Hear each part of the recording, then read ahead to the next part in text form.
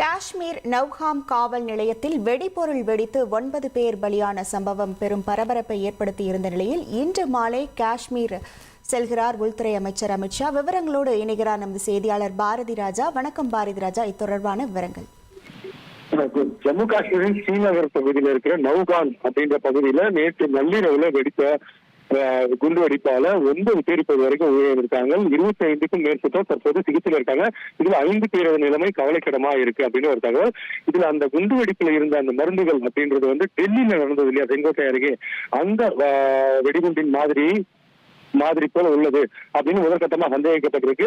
இதெல்லாம் ஒரு பக்கம் இருக்கும்போது இந்த குண்டுவெடிப்பு சம்பவமாகவும் அங்கு ஏற்கனவே என்றால் டெல்லி செங்கோட்டை குண்டுவெடிப்புக்கு பிறகு மாநில எல்லைகள் அதே போல நாட்டின் எல்லைகளில் பாதுகாப்பு தீவிரப்படுத்தப்படி எச்சரிக்கை விடுக்கப்பட்டிருந்தது. இந்த நிலையில ஸ்ரீநகரில் நடந்திருக்க இந்த குண்டுவெடிப்பு பெரும் பரபரப்பை ஏற்படுத்தியிருக்கிறது.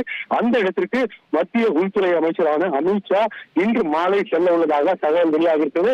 அங்கு சென்று இந்த சம்பவத்தில் காயமடைந்தவர்களை சந்திக்க இருப்பதாகவும் அதன் பின்னர் காவல்துறை இயக்குநருடனும் அதே போல பாதுகாப்பு படையைச் சேர்ந்த அதிகாரிகளுடனும் பேச இருப்பதாக, என்ன நடந்தது என்று கேட்க இருப்பதாகவும் தகவலானது வெளியாக இருக்கிறது. இது மிகவும் முக்கியத்துவம் வாய்ந்தது. என்றால் ஒரு வாரத்தில் 2 வெடிப்புகள் அப்படின்ற ஒரு விஷயம் நாட்டினுடைய பாதுகாப்புக்கு ஒரு கேள்விக்குறியை எழுப்பும் விதமாக இருக்கிறது. அதுவும் நேற்றுதான் பீகாரின் தேர்தல் முடிவுகள் எல்லாம் வந்தது.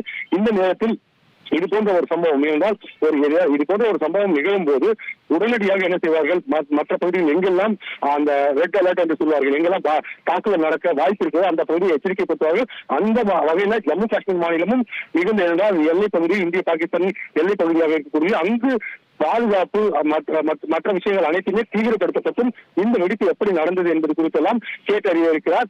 அதைத் தொடர்ந்து அடுத்த கட்ட நடவடிக்கைகளும் குறித்த ஆலோசனைகளும் அந்த கூட்டத்தில் நடைபெறும் என்றும் கூறப்படுகிறது.